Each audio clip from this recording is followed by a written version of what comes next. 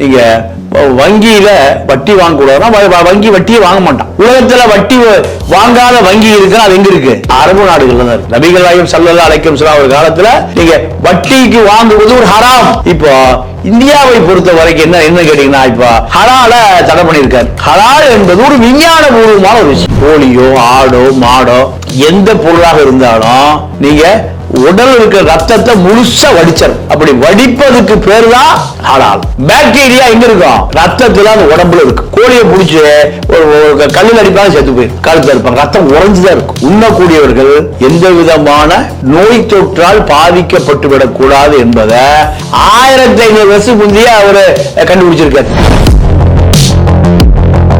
முஸ்லிம்கள் மீது வன்மத்தை மீண்டும் மீண்டும் உருவாக்குவதன் மூலம் தான் பெரும்பான்மையான இந்துக்கள் வாக்கை அறுவடை செய்ய முடியும். இப்ப தேர்தல் வந்துருச்சுல்ல, முஸ்லீம் ஹலால் சாப்பிடக்கூடாது, சாப்பிடணும் யார் முடிவு பண்றது?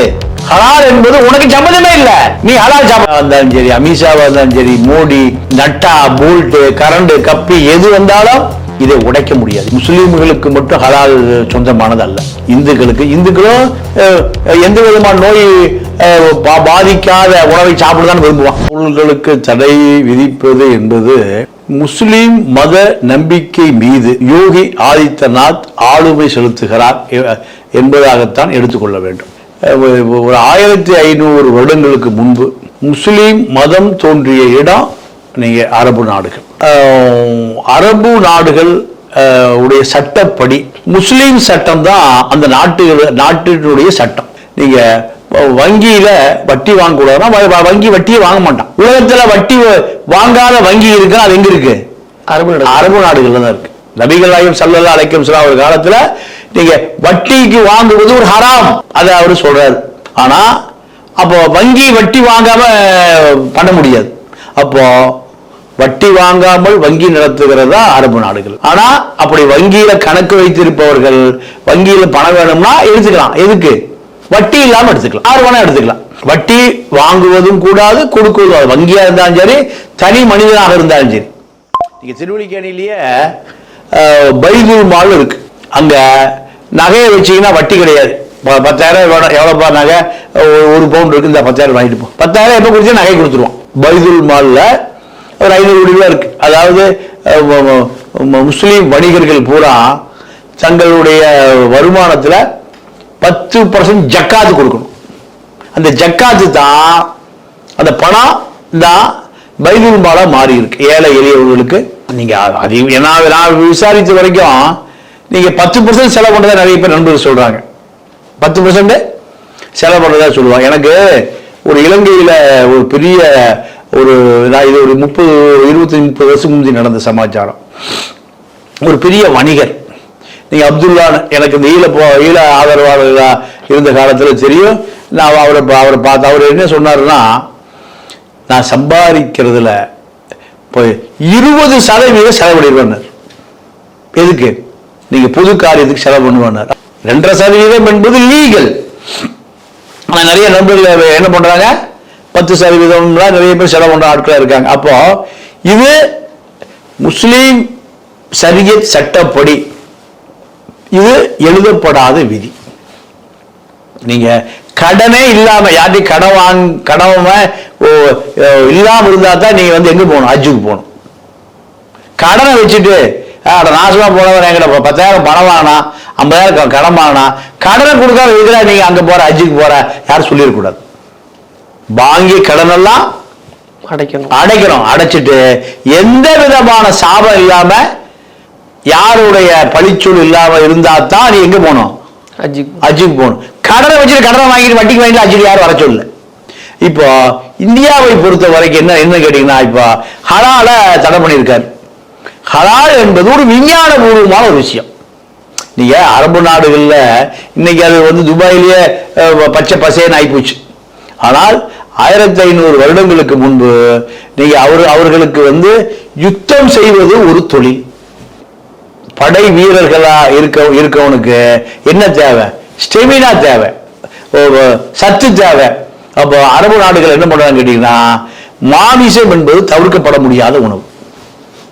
மாமிசம் என்பது தவிர்க்கப்பட முடியாத உணவு. பச்சை பசே நிலவரமே இல்லை. எல்லாமே உங்களுக்கு பாலைவனம். அப்போ நீங்க அந்த ஒரு தாம்பாளத்தில் 5 பேர் சாப்பிடுறங்கிற அந்த பழக்கம் எப்படி வந்துன்னு கேட்டீங்கன்னா, எல்லாரும் பகுந்துண்டு சாப்பிடணும், பகுந்துண்டு சாப்பிடணும். யாரும் ஊரே யாவரும் கேளுன்னு நீங்க 2000 வருஷம் முந்தைய உள்ள ஒரு பழமொழி. அப்ப அது அந்த பழக்கத்துல என்னன்னு கேட்டீங்கன்னா, நீண்ட நாள் சேமித்து சாப்பிடக்கூடிய உணவுல இறைச்சியும் வருது. இதுல என்னன்னு கேட்டீங்கன்னா, கோழியோ ஆடோ மாடோ எந்த பொருளாக இருந்தாலும் நீங்க உடல் இருக்கிற ரத்தத்தை முழுசா வடிச்சிடும். அப்படி வடிப்பதுக்கு பேர் தான் ஹலால். ஏன்னா சயின்ஸ் முறைப்படி அது அந்த ரத்தம் வடியினா பாக்டீரியா எங்க இருக்கும்? ரத்தத்துல அந்த உடம்புல இருக்கு. நம்ம இப்ப எனக்கு தெரிஞ்சு என்ன பண்ணுவாங்கன்னா, கோழியை பிடிச்சி ஒரு கல்லில் அடிப்பாங்க, செத்து போயிடும், கழுத்துல இருப்பாங்க, ரத்தம் உறைஞ்சுதான் இருக்கும், ரத்தம் உறைஞ்சுதான் இருக்கும். அதே போல ஆட்டை அறுக்கிறவன் என்ன பண்ணுவான், ஆட்டை அறுத்து அப்படி போட்டுருவான், அது துடி துடிச்சு கிடக்கும், கொஞ்சம் பாதி ரத்தம் வெளியே வரும், பாதி ரத்தம் ஆட்டுக்குள்ளேயே தங்கிக்கும். எந்த உருவா நீங்க ஆடோ மாடோ எதை எடுத்தாலும் முழுசா ரத்தத்தை வடிச்சு எடுத்துறோங்கிறதா ஹலால். இது ஒரு வகையான விஞ்ஞானம், சயின்ஸ்.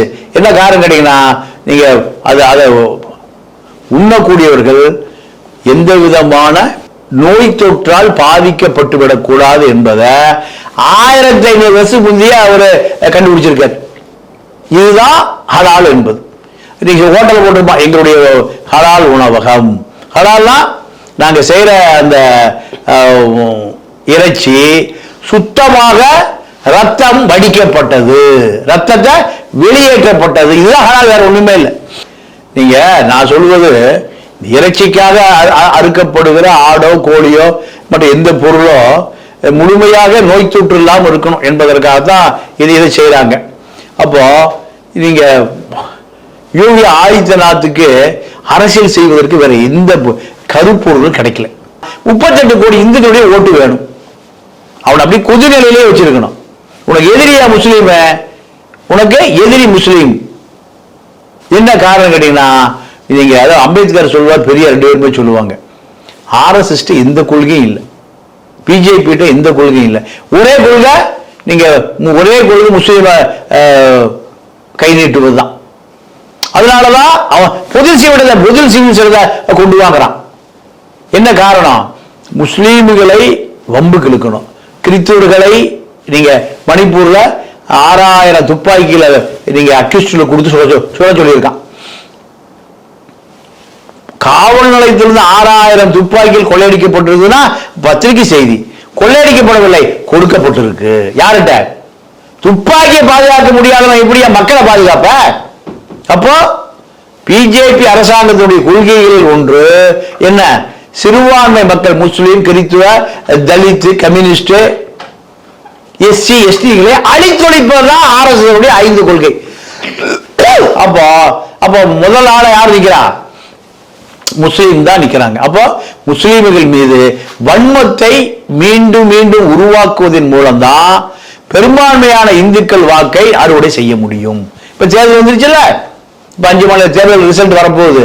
அப்போ வன்மத்தை மீண்டும் மீண்டும் விதைக்கணும். RSS சகா நடக்குது, ஊர்வலம் நடக்குது. தேர்தல் வர வரைக்கும் சட்டம் ஒழுங்கு என்பது நீங்க அரசியலாக மாற்றப்படும். யோகி ஆதித்யநாத்தை பொறுத்தவரை நீங்க 24 கோடி பேர் உள்ள ஒரு ஸ்டேட் யூபி. யார் பிரதமர் ஆனாலும் யூபி வழியா தான் போக முடியும். 80 நாடாளுமன்ற உறுப்பினர் இருக்கான். அப்போ அதை தக்க வைக்கணும்னா நீங்க சாமியார் எங்க படுத்து கிடப்பான்? புளியமத்தடியில் படுத்து கிடப்பான், ஏரி குளக்கரையில் படுத்து கிடப்பான். இங்க சாமியார் கூட காவி ட்ரெஸ் போட்டு என்னவா இருக்கான்? முதலமைச்சரா இருந்து 500 IAS ஆபீஸில் வேலை வாங்குறான். இந்த கூத்து எங்க இருக்கு? யூபியில. என்ன காரணம்னா, இதை ஒரே நாடு, ஒரே சட்டம், புது சிவில் சட்டம், ஒரே கலாச்சாரம், ஒரே ஒற்றை தலைமை, இந்து மத தலைமை. பெரிய கொடுமை. மாட்டுக்கை அதிகமா எக்ஸ்போர்ட் பண்றத பிராமின்ஸ் தான். நீங்க பட்டியல் எடுத்து பாருங்க. பேர் மட்டும் அரபி பேர்ல வச்சு, அரபி பேர் வாங்க மாட்டான். அரபி பேர்ல எனக்கு ஹிச் ராஜாவுக்கு ஏன் இவ்வளவு பிஜேபி வன்மமா இருக்காங்க தெரியுமா? எச் ராஜாவுடைய குடும்பத்துல நெருங்கிய உறவினர் ஒருத்தர் முஸ்லீம். இவருடைய பணம் பூரா யாருட்டு இருக்குன்னா பெங்களூர்ல ஒரு முஸ்லீம் குடும்பத்திற்கு தான் இருக்கு. இது RSSக்கு தெரியும், பிஜேபிக்கு தெரியும். அதனாலதான் ஹெச் ராஜா என்ன அரசியல் பண்ணாலும் அவரை சீந்தாம ஒதுக்கி வச்சிருக்கான். யாரு? அவன் கட்சி. இதுதான் உண்மையின் ரகசியம். இலா கணேசனை ஏன் பெரிய அளவுல அரசியல் சோபிக்க முடியல? இலா கணேசன் திமுக விலைக்கு வாங்கி வச்சிருந்தது. திமுக கருணாநிதி எல்லாத்தையும் விலைக்கு வாங்கி வச்சிருப்பார். அதுல பிஜேபி இலா கணேசன் திமுக, அதனால இலா கணேசனால அரசியல் எதுவுமே பண்ண முடியல. இப்ப ஏன் இலா கணேசன் கவனம் கொடுக்குறானா? ரைட், ஓய்வு பெற்று இந்த பதவியோடு ஓய்வு பெற்றிருக்கு. RSS உடைய விசுவாசி, இன்னும் சொல்ல போனா பிராமின். அப்ப இதுதான் அரசியல்.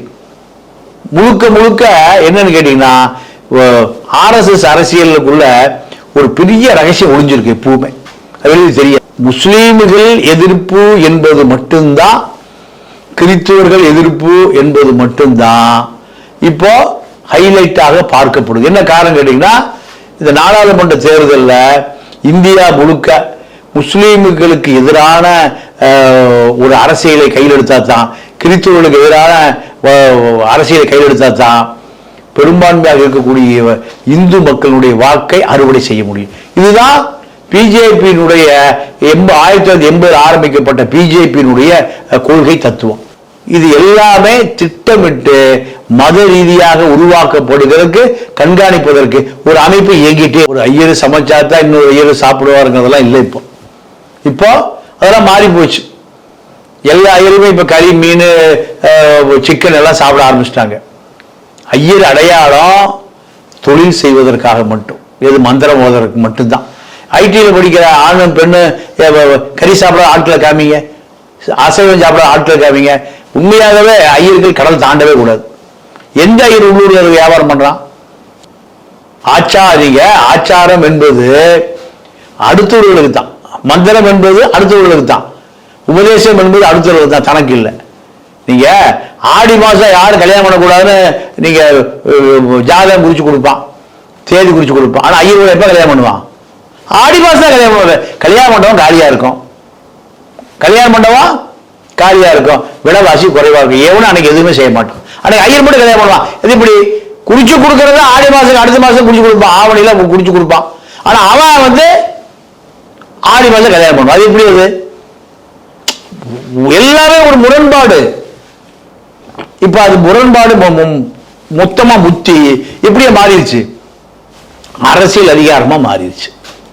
அரசியல் அதிகாரமாக மாறிய பிறகு பெரும்பான்மையான இந்துக்கள் என்ற பட்டியலில் நீங்க நேரடியாக யார நீங்க காய்ப்பான்? அமெரிக்க நாட்டில் ஆங்கிலேய யாரை எதிரியா காய்ப்பான? நீக்ரோவை காய்ப்பான். ஒபாமா நீக்ரோ அந்த நாட்டு அதிபராகவே வந்துட்டான். அது எப்படி எடுத்துக்கொள்வது? அப்போ உலகமயமாக்கல்ல பல புரட்சி நடந்திருக்கு, பல. ஆனால் நீங்க இதுல பார்ப்பனர்களை பொறுத்தவரை, RSSஐ பொறுத்தவரை, பிஜேபியை பொறுத்தவரை எந்த மாற்றம் நடக்கல. எந்த மாற்றமே நடக்கல. ஏன் நடக்கலைன்னா, அவர்கள் அதிகாரத்தை தக்க வைத்துக் கொள்வதற்காக மாற்றத்தை அவர்கள் ஏற்றுக்கொள்ளுகிறார்கள். ஆனா மற்ற மாற்றத்தை ஏற்றுக்கொள்ளக்கூடாது. மற்றவர்கள் மாற்றத்தை ஏற்றுக்கொள்ளக்கூடாது. என்ன காரணம் கேட்டீங்கன்னா, அது மத ரீதியான நம்பிக்கை, அது ஆன்மீக ரீதியான நம்பிக்கை. முஸ்லீம் ஹலால் சாப்பிடக்கூடாது, சாப்பிடணும் யார் முடிவு பண்றது? அந்த மத தலைவர்கள் முடிவு பண்ணுவதா, வேற்று மதத்தை சேர்ந்த முடிவு பண்றதா? இதே ஒரு முரண்பாடா இல்லையா? இந்து மதத்துக்குள்ள ஒரு சட்டத்தை முஸ்லீம் சொன்னா கேட்டுக்குவாங்களா? கிறிஸ்துவ மதத்துக்குள்ள ஒரு கிறிஸ்துவ அல்லாஹ் சொன்னா கேட்டுக்குவாரா? பாதிரியார் கேட்பாரா? போப்பாண்டவர் கேட்பாரா? கேட்க மாட்டாரு. அப்போ ஹலாலை உணவை உண்பதா வேண்டாமான அவர்கள் முடிவு பண்ண வேண்டியத RSS எப்படி முடிவு பண்ணலாம்? RSS என்ன தகுதி இருக்கு? பிஜேபிக்கு என்ன தகுதி இருக்கு? பஜ்ரங் என்ன தகுதி இருக்கு? ஹலால் என்பது உனக்கு சம்மதமே இல்லை. நீ ஹலால் சாப்பிடுறியா? உனக்கு ஏதாவது ஆட்டுக்கறி மாட்டுக்கறி சாப்பிடுறியா? நானும் சேர்ந்து சாப்பிடுறேன்னு சொல்லி பேசிக்கலாம். அப்ப இல்ல, மாமிசம் சாப்பிடாத பார்ப்பனர்கள், RSS, யோகி ஆதித்யநாத் புலால் உணவு சாப்பிடுகிறவர்களுடைய கொள்கையை எப்படி தீர்மானிக்க முடியும்? அப்போ இது அந்த சிறுபான்மை மக்களை பம்புக்கு எழுப்பது, அச்சுறுத்துவதுதான் இது. இதுல வேற எந்த அரசியலும் இல்லை. இதை வன்மத்தை தூண்டுவதன் மூலம் தன்னுடைய இந்து மத வாக்கு வங்கியை உயர்த்தி கொள்ளலாம். இதுதான் அதுக்குள்ள அரசியலை தவிர இதை தாண்டி இதுல மனிதாபிமானமான எந்த செயலும் 1% கூட கிடையாது. எப்படி ஆர்டிகல் 370 இரவு நீங்க காலி பண்ணீங்க? காலி பண்ண அவசியமே இல்லை. உங்களுக்கு எந்த பாதிப்பு இல்லை. காஷ்மீர் இருக்கக்கூடிய யூபி வரானா? இல்ல காஷ்மீர் இருக்கக்கூடிய அந்த ஆண்களோ பெண்களோ டெல்லி வரானா? இல்ல. ஏன்? நான் பண்ணிட்டேன் பார். இது எப்போ? சட்டசபை நாடாளுமன்றத்தில் மேலவை கீழவை 2 அவைகளையும் நான் செஞ்சுட்டேன் பார். நீண்ட கால திட்டம் செஞ்சிட்டேன். இது அடுத்தவனை புண்படுத்தி பார்ப்பது, அடுத்தவனுடைய மத நம்பிக்கையை கீறி ரணத்தை வலிய அதை ரணப்படுத்துவதற்கு அர்த்தம். அப்போ பிஜேபியை பொறுத்தவரை தேர்தல் வருகிற பொழுது இன்னும் பல ஹலாலை போன்ற பல சட்டங்களை திணிப்பதை வழக்கமாக வச்சிருப்பாங்க. ஏன்? ஓட்டு வங்கிக்காக இவர்களை வன்முறையாளர்களாக மாற்றுவது, பெரும்பான்மையான இந்துக்களை வன்முறையாளர்களாக மாற்றி சிறுபான்மை மக்கள் மீது ஒரு பதட்டத்தை உருவாக்குவதற்காக திட்டமிடுகிற அரசியல் தான் இந்த ஹலால். அவன் என்ன சொல்லுவான்? நான் ஹலால் தாயா வச்சிருப்பான், கடையை விட ஓட்டலை விட கறிக்க எடுத்துக்க முடியாது. அதாவது ஹலால்ல போர்டை மட்டும் எடுத்துருவான், ஹலால் தொடரும். ஹலால் அவர்கள் செய்யற வேலையை நீங்க பள்ளிவாசல் போகாதுன்னு சொல்றது அவருக்கு என்ன உரிமை இருக்கு? அதே ரைட்ஸ் தான் ஹலால் உணவை சாப்பிடாதுன்னு சொல்றது. இதை முடிவு பண்ண வேண்டியது அந்த சிறுபான்மை மக்கள் தான். இது யோகி ஆதித்யநாத் தான் அவங்க அப்பாவோ அது முடிவு பண்ண முடியாது. அந்த மக்களை பொறுத்தவரை போர்டு கூட அவ்வளவுதான், நீ சிஎம் ரைட் ஓகே போர்டு எடுத்திருப்பான். ஆனா பாக்குறவங்களுக்கு என்ன தெரியும்? இது இங்க ஹலால் உணவு இருக்கு. எந்த முஸ்லீம் கடையிலையும் ஹலால் உணவை தவிர்த்து அவன் எந்த உணவையும் விற்க மாட்டான்னு அந்த மக்களுக்கு நம்பிக்கை இருக்கு. அந்த நம்பிக்கை இருக்கு. அதனால இதுல யோகியா இருந்தாலும் சரி, அமித்ஷாவா இருந்தாலும் சரி, மோடி, நட்டா, போல்ட், கரண்ட், கப்பி எது வந்தாலும் இதை உடைக்க முடியாது. என்ன காரணம் கேட்டீங்கன்னா, அந்த மக்கள் எந்த நாட்டு மக்களாக இருந்தாலும் சரி கொள்கையில உறுதியாக இருக்கிற வரை இது போன்ற எந்த சட்டமும் அவர்களை அசைத்து கூட பார்க்க முடியாது. பலமுறை அசைத்து பார்க்கப்பட்டது, பலமுறை நீங்க இது போன்ற பல முயற்சிகள் செய்யப்பட்டது. அத்தனை முயற்சிகளும் அமைதியாக முறியடிக்கப்பட்டது. அதே போலதான் இந்த ஹலால் சட்டத்தை ஹலால் சட்டம் இந்து மக்களுக்கு கிடையாது, கிறிஸ்தவர்களுக்கு கிடையாது, புத்தர்களுக்கு கிடையாது, புத்த பிக்குகளுக்கு கிடையாது. இப்ப நீங்க சைனாவில் ஹலால் இருக்கா? இல்ல. இல்ல ஆங்கிலேய நாட்டில் ஹலால் இருக்கா? இல்ல.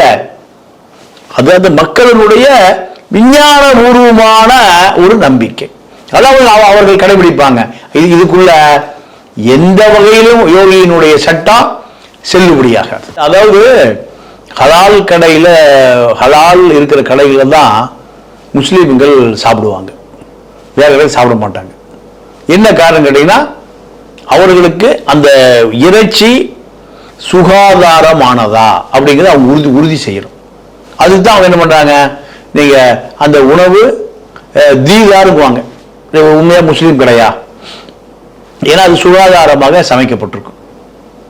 இது அவர்களுக்கு காலங்கால பாட்டம் முப்பாட்டம் கப்பாட்ட காலத்திலிருந்து வரக்கூடிய நம்பிக்கை. முஸ்லீம்களுக்கு மட்டும் ஹலால் சொந்தமானது அல்ல, இந்துக்களும் எந்த விதமான நோய் பாதிக்காத உணவை சாப்பிடதான் விரும்புவான்.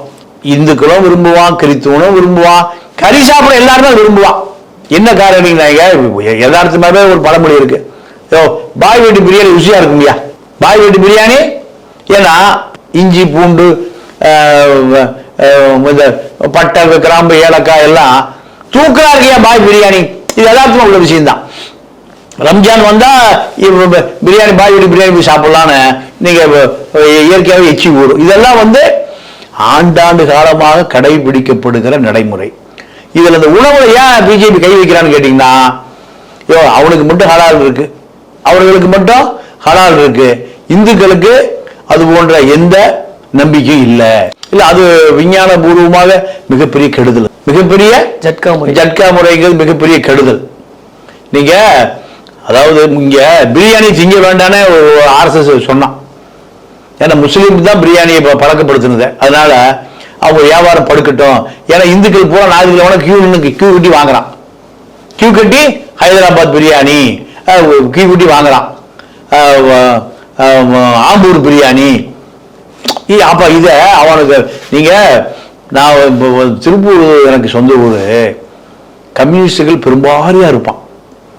கம்யூனிஸ்டுகளை ஒழிக்கிறதுக்காக என்ன பண்ண RSS இந்து முன்னணி இந்து முஸ்லீம் கலவரத்தை திட்டமிட்டு ஆரம்பிச்சு இந்து கடைகளில் இந்துக்கள் பொருள்களை வாங்கணும், முஸ்லீம்களை வாங்கக்கூடாதுன்னு ஒரு பிரச்சாரம் பண்ணான். இப்ப நடந்துட்டு அதான் பிரச்சாரம் பண்ணான். ஆனா பெருவாரியான மக்கள் இந்து முன்னணி கட்டுப்பாடுல யாரும் இல்லை, யாரும் இல்லை. இந்து இந்து முஸ்லீம் சண்டை நடக்குதுன்னா RSS காரன் போய் முஸ்லீம் கூட சண்டைக்கு போவான். எந்த இந்து போய் சண்டைக்கு போறதே இல்லை. என்ன காரணம்? இந்துனா RSS தான், இந்துனா பார்ப்பனர் தான், இந்துனா பஜரங்கள் தான். ஒட்டுமொத்தமா எல்லாருமே இந்துன்னு அவர்கள் கிளைம் பண்ண முடியாது. ஒட்டுமொத்தமா நீங்க பால பிரஜாபதி அடிகள் சொல்றாரு, நான் இந்து மதம் வெளியேற முடியாதுறாரு. எங்க வைகுண்டையா பின்தொடர்கிற இந்து நாடார்கள் எங்க இருக்காங்க? இங்க பால பிரஜாபதி அடிகள் தலைமையில் இருக்காங்க. அவர் என்ன சொல்றாரு? இந்த மதமே வேண்டாயா, நான் வெளியே போறேங்கிறார். கர்நாடகா சுத்தூர் மடாதிபதிகள் அவங்க என்ன சொல்றாங்க? சாவகாசம் வேண்டாம், நான் கிளம்புறோம், வெளியே கிளம்புறோம். லிங்காயத் சுத்தூர் மடாதிபதிகள் லிங்காயத் கட்டுப்பாடு இருக்கிறதா? அது ஒரு பெரிய சமூகம் அங்க எங்க கர்நாடகாவில் ஒரு கேஸ்ட் இஷ்யூ. ஆமா ஆமாங்க, அதாவது அரசியலை தீர்மானிப்பதே லிங்காயத்துகள் தாங்க. இந்து மதம் வேண்டாம், நான் கிளம்புறேங்கிறான். அதெல்லாம் போயிடாது இருக்கிறான். பஞ்சாப்ல நீங்க 800-900 வருஷம் குருநானக் இந்து மதத்தோடு கிளம்பிட்டே போயிட்டார். ஏறக்குறைய 6-7 கோடி பேர் இந்த மதத்தோட வெளியே போயிட்டான். இந்து மதத்தை வெளியேறியவர்கள் தான் இங்க இந்தியாவில் கூட 25-20 கோடி முஸ்லீம்கள், ஒரு 10 கோடி கிறிஸ்துவர்கள். இல்ல யாரு இந்து யாரு வெளியே அனுப்புறது? யாரு அன்டச்சபிளா வெளியே போயிட்டான். அவன் கூப்பிட்டு வாரே பாய் வா பைட்டோ சாப்பிடு, பிரியாணி சாப்பிடுங்கிறான். அவன் போயிட்டான். அவன் அந்த மாதிரியார் கூப்பிட்டு பள்ளிவாசல் இது சர்ச்சில் உட்காரு, உனக்கு கல்வி தர்றேன், ஞானப்பால் தர்றேன், அப்பம் தர்றேன், ஒயின் தர்றேன், குடிச்சிட்டு இங்கே இறான்றான். நீ என்ன பண்ற? அன்றைக்கு ஊருக்கு வெளியே போய் குடிக்கிறாங்கிற. அப்ப எல்லாம் எங்க இருந்து வந்தவன்? இருக்கக்கூடிய சிறுபான்மை மக்கள் 20-30 கோடி பேர் இருக்காங்க. 30 கோடி பேர் எங்க இருந்த? ஜெருசலேம் வந்தவங்களா? இல்ல அரபு நாட்டில இருந்து குதிரை பேர் வந்தவங்களா? இல்ல, ஒரு சகோதர. அவனா யார் அனுப்புனார்? யோகி தான் அனுப்புனார். யோகி அப்பா அனுப்புனான். மோடி அனுப்புனா, மோடி அப்பா அனுப்புனார். அமித்ஷா அனுப்புனா, அமித்ஷா அப்பா பாட்டை போட்டு அனுப்புனான். RSS ஹெட்கேவர் சவார்கர் அனுப்புனீங்க, அனுப்புனா அவன் கூட போயிட்டான். போய் உனக்கு எதிராக இருக்கான். உனக்கு இருக்க 100 கோடி இந்துக்கள் உங்ககிட்ட மேலே இருக்கா இல்லையே? எல்லாம் இப்ப காங்கிரஸ் பிஜேபியில எத்தனை சதவீத ஓட்டு? உனக்கு 38 கோடி பேர் ஓட்டு போட்டிருக்கான். காங்கிரஸுக்கு 34 கோடி பேர் 34 கோஷ்டியா ஓட்டு போட்டிருக்கான். உனக்கு ஒரே 38 கோடி ஓட்டு விழுந்திருக்கு மோடிக்கு, 303 சீட்டு. 34 கோடி பேர் உனக்கு எதிராக ஓட்டு போட்டிருக்கான். 34 கோஷ்டியா இருக்கான். அவ்வளவுதான் வித்தியாசம். இந்துக்களாக இருந்து பௌத்தர்களாக மாறியவர்கள். அப்போ இந்த மதத்தில் சுதந்திரம் இல்லை, சம உரிமை இல்லை, சுயமரியாதை இல்லை. எங்கு சுயமரியாதை இருக்கிறதோ அங்க மக்கள் போய் சேர்ந்தான். என்ன காரணம்னா, பெரும்பான்மையான மக்கள் நீங்க பிரியாணி ஒரு உணவா சாப்பிட ஆரம்பிச்சிட்டான். இந்த உணவு பழக்க வழக்கம் முஸ்லீம்கிட்ட இருந்து வந்தது என்பதை RSS பஜ்ரங் தள்ளால் ஜீர்ணிக்க முடியல. ஒன்று. ரெண்டாவது, இந்த உணவு நீங்க பிரியாணி கடை இந்துக்களை விட முஸ்லீம் கடை தான் இந்துக்கள் போய் வாங்குறான். இப்ப ஹோட்டலே குறைஞ்சு போச்சு. ஹோட்டல்ல பிரியாணி கடை தான் ஹோட்டல் தமிழ்நாடு முழுக்க. சைவம் சாப்பிடும் அந்த காசுல வந்து பிரியாணி சாப்பிட்டு நீங்க நானு ஆமா முருகன் இட்லி கடையில நேற்று போய் ஒரு சைவ சாப்பாடு 150 ரூபா. அப்ப அவன் என்ன நினைக்கிறான், நீங்க சிக்கன் பிரியாணி 100 ரூபாய்க்கு அதே அளவுக்கு கொடுக்குறான், மட்டன் பிரியாணி நீங்க 200 ரூபாய்க்கு கொடுக்குறான், அதே அளவு ஒரு ஆள் சாப்பிடக்கூடிய அளவுக்கு. தலப்பா கட்டியில் போனா 350 ரூபாய்க்கு கொடுக்குறான். ஆம்பூர் பிரியாணிக்கு போனா 350 ரூபா ஒரு பிரியாணி. நீங்க ஒரு ஆளு நல்லா சாப்பிடுற அளவுக்கு 5 பீஸ் ஒரு பிரியாணி கொடுக்குறான். அப்ப மக்கள் எதை நினைக்கிறான், அந்த காசை அது நீங்க ஸ்டெமினாவா இருக்கு. இதே ஸ்டெமினா இந்த சாம்பார் ரசம் இதெல்லாம் இல்லை. அப்ப அவன் என்ன நினைக்கிறான், முஸ்லீம் பிரியாணி கடையை ஆம்பூர் பிரியாணிக்கு போறான், யா மொஹிதீன் கடைக்கு போறான், நிறைய பிரியாணி கடை முளைக்குது. நிறைய மக்கள் என்ன பண்றான், சைவத்திலிருந்து அசைவத்துக்கு போறான். ஆமா சார், தமிழ்நாட்டுல மட்டும் 30,000 கோடிக்கு போன வருஷம் மட்டும் வியாபாரம் நடந்ததா ஒரு சின்ன தகவல் இருக்கு. அதான், அதாவது இவன் என்ன சொல்றான், சைவத்தை சாப்பிடுகிறான். இந்து மதத்தினுடைய கொள்கை என்ன, சைவம் சாப்பிடுங்கிறான். நீங்க பெரியார் தான் சொல்லுவாரு, அட முட்டா பயல்களை, சாப்பிட வேண்டிய மாட்டுக்கறியை வெட்டி புதைச்சிட்டு புதைக்க வேண்டிய மூத்திரத்தையும் சாணியை எடுத்து பூச்சிட்டு சாப்பிடுறீங்களாங்குவார், மூத்திரத்தை குடிக்கிறீங்களாங்குவார். பெரியார் தான் சொல்லுவார். அப்போ நீங்க மாட்டுக்கறியில மனிதனுக்கு தேவையான ஹை புரோட்டீன் இருக்கு, அதிகமான கொழுப்பு சத்து இருக்கு, அது சாப்பிடவே கூடாதுட்டா. யார் சொன்னது, இந்து மத சட்டப்படி மாட்டுக்கறி சாப்பிடாதுன்ட்டான். ஆனா இதே இங்க இருக்கக்கூடிய பார்ப்பனர்கள் மாட்டுக்கறி எக்ஸ்போர்ட் பண்றான் எங்க, வெளிநாட்டு. இது எப்படி சாத்தியமாகும்? அப்போ இங்க இருக்கும் தீங்க கூட அது செய்யறவங்க இப்ப பார்ப்பன கம்பெனி தான் அரபு பேர் வச்சுட்டு பண்றான். பட்டியல் எடுத்தீங்கன்னா மாட்டுக்கறி எக்ஸ்போர்ட் போது பிராமின் ஆட்கள் தான் பண்றான். ஐரோப்பாவில் இருக்கக்கூடிய கிறித்துவம் பூரா டின் பேக் எதை வாங்கி சாப்பிடுறான், டின் ஃபிஷ், டின் பீஃப், டின் மீட், எல்லாம் இது கறி தான். எப்போ வாங்கி பதப்படுத்தப்பட்ட கறி. எப்படி ஹலால் முறையில், அவனுக்கு யார் ஹலால் சொல்லி கொடுத்தது? உலகின் கொலைக்களம் சிகாகோ. உலகத்துல நீங்க சிகாகோல ஜெர்சி மாடுகளை பூரா கொன்னு டின் பேக்ல உலகம் பூரா விற்கிறான். உலகம் பூரா டின் பேக்ல மாட்டுக்கறி தான் விற்கிறான். அவனுக்கு யார் ஹலால சொல்லி கொடுத்தது? உடம்பு அந்த பிராணியில் இருக்கிற உடம்பு ரத்தத்தை பூரா வடிச்சிடறான், அதுக்கு கெட்டு போறதுல டின் பேக்ல அனுப்புறான். அப்போ இது அவன் ஐரோப்பா நாடுகளுடைய கிறிஸ்தவனுக்கு யார் அங்க போய் ஹலால தடை பண்ணி சொல்ல முடியுமா? சொல்ல முடியாது. என்ன காரணம்? அவன் விஞ்ஞான பூர்வமா முடிவு செய்யப்படுகிற தொழில் அது. இங்க ஏன்னா இங்க கல்வி மறுக்கப்பட்ட சமூகம். எப்போ இந்தியா சுதந்திரம் அடைவதற்கு முன்பு, ஆங்கிலேயர் வருவதற்கு முன்பு இவர்களுக்கு கல்வியே மறுக்கப்படுது. படிக்க வேண்டாம்டா, சூத்திரம் படிக்க கூடாது. இந்து சனாதனத்தை என்ன சொல்றான், சூத்திரம் படிச்சா ஈயத்தை உருக்கி காதல ஊத்துக்கிறான். இது பாப்பா சொல்றான். இதுதான் சனாதனம். இன்னைக்கு இத்தனை பள்ளிக்கூடம் எப்படி வந்தது? கிறிஸ்தவ பள்ளிக்கூடம் எப்படி வந்தது? லயலா எப்ப வந்தாரு? நீ பள்ளிக்கூடம் அவனுக்கு வேலையே இல்லை. சர்ச்சு பார்க் எப்ப வந்தது? ஜோர்ஜ் எப்ப வந்தது? சென்ட் ஜோர்ஜ் எப்படி வந்தது? நீ பள்ளிக்கூடம் கொடுத்தீங்கன்னா இவருக்கு வேலையே இல்லையே, இந்த பாதுகாவலுக்கு வேலையே இல்லையே. ஏன் நீ படிக்க கூடாதுன்னு வச்சிருந்த? அவன் கல்வி சொல்லி கொடுத்தான். ஒரு நூத்து மேல பிராண்ட் பண்றாங்க. இல்ல, அது ஆர்எஸ்எஸ் மட்டும்தான். ஆர்எஸ்எஸ் பஜ்ரங்தள் தான் திட்டமிட்டு பண்றான். அதாவது அவனுக்கு அரசியல் பண்றதுக்கு வேற ஆட்களே இல்லை. யாரை தவிர? முஸ்லீம்களை தவிர, கிறிஸ்தவர்களை தவிர. நீங்க பெரும்பான்மையான இந்துக்கள் 3 நேரமும் நீங்க எனக்கு தெரிஞ்சு வாரத்துல 5 நாள் கறி சாப்பிட குடும்பம் இருக்கு, கறி சாப்பிட ஆளு இருக்கான். 14 மாவட்டத்தில் இருக்கக்கூடிய மீனவர்கள் 360 நாள் என்ன சாப்பிடுறான்? மீன் தான் சாப்பிடுறான். அவனை போய் நீ தயிர் சாதம் தக்காளி சாதம் சாப்பிடணும்னா அவன் என்ன பண்ணுவான்? மீன் திருக்கவா எடுத்துட்டு வந்துடுவான். இந்துக்களுடைய இந்துக்களுடைய ஐடியாலஜிக்கு நாங்க தான், இந்துக்களுடைய அடையாளம் நாங்க தான், இந்துக்களை பாதுகாவலர் நாங்க தான், பசுமாட்டை பாதுகாவலர் நாங்க தான். இந்த வேஷம் கண்டிப்பா ஈடுபடாது. என்ன காரணம் கேட்டீங்கன்னா, அம்பேத்கர் தான் சொல்லுவார், RSS எந்த கொள்கையும் இல்லை, ஒரே கொள்கை. என்ன கொள்கை? இந்து இந்து இந்து, வேற எதுவுமே இல்லை. இந்த இந்துவை வைத்துக் கொண்டு நீண்ட காலம் இந்த மக்களை ஏமாற்ற முடியாது. இது அம்பேத்கர் வாக்கு. இப்போ அம்பேத்கர் அன்னைக்கு சொன்னதை இன்னைக்கு திருப்பி அதே தான் சொல்றான். என்ன சொல்றான்? நாங்க இந்துக்களுடைய பிரதிநிதிகள், விட்டா இந்த நாடு முஸ்லீம் நாடா மாறிடும்.